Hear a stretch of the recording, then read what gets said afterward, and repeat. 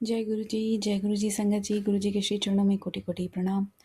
संगत जी, मेरा आज का शुक्राना सत्संग है कि गुरु जी ने कैसे मेरे को जो मेरा व्रत है, कल एक्चुअली व्रत था सकट चौथ का, और उसमें मेरी हेल्प करी है उसको पूरा करने में सक्सेसफुली।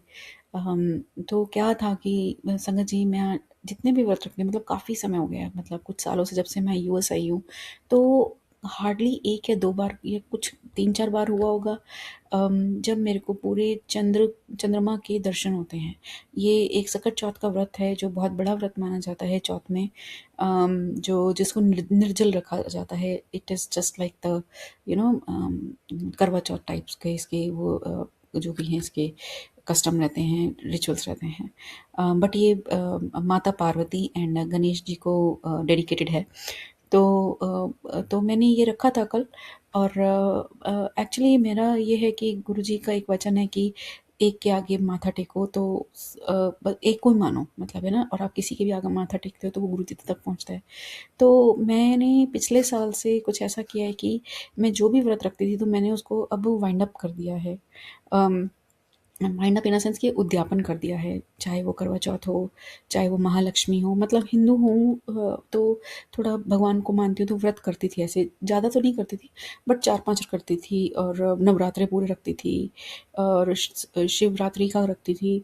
मतलब जो भी होते हैं इम्पोर्टेंट, वो सब करती थी। तो लेकिन जब से गुरु जी के साथ ये एहसास में आया कि हम जुड़े हैं, तो मैंने अपने सारे व्रतों का उद्यापन कर दिया है।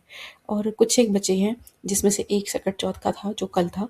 तो पिछले साल क्योंकि तब निकल चुका था ये, और मैंने उद्यापन करना ये करीब सितंबर से शुरू किया था, सितंबर के करीब से लास्ट ईयर। तो जितने भी सितंबर के बाद से आए थे, जितने भी व्रत, वो मैंने सबके उद्यापन कर दिए। और जो उससे पहले आते हैं, जैसे जनवरी में जो आते हैं, या उससे पहले जो like first cycle of year में आते हैं, तो उसमें उसको नहीं किया था। तो कल था वो। तो इन दिनों में चंद्रमा नहीं दिखता है, मतलब ऐसा आपने भी शायद नोटिस किया होगा। तो कल, और कुछ गलतियाँ भी हो रही थी, मेरे पास सामग्री भी नहीं थी, but somehow I was able to do the things. और जो सबसे बड़ी मेरे को सरप्राइजिंग लगा कि मैं जब से यूएस में आई हूँ, मुझे चंद्रमा के दर्शन हार्डली 2 या 4 बार हुए हैं, जबकि आप कह लीजिए मिनिमम 4 व्रत मैं रखती हूँ ऐसे निर्जल वाले पूरे साल में। तो कल मैं जब आई हूँ, मैं पूरे रास्ते चंद्रमा को ढूंढती हुई आई हूँ।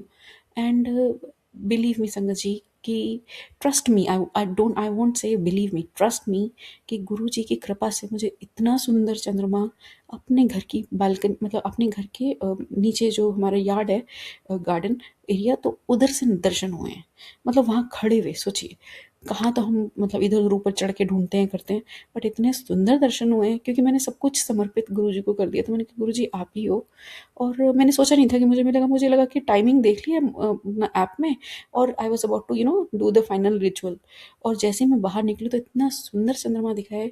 और मतलब मज़ा ही आ गया कि ये ऐसा तो मैंने कभी देखा ही नहीं अपनी लाइफ में, जो इतने सालों से मैं रख रही हूँ ये व्रत। तो शुक्राना है मालिक का।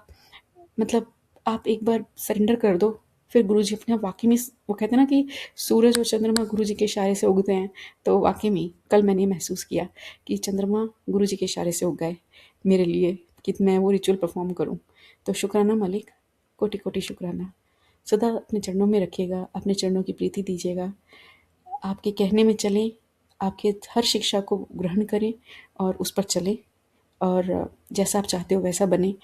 और आप बस आपके चरणों के योग्य बने रहें, भूले से भी भूल ना करें, सब पर कृपा बनाए रखिए। जय गुरु जी, शुक्राना गुरु जी।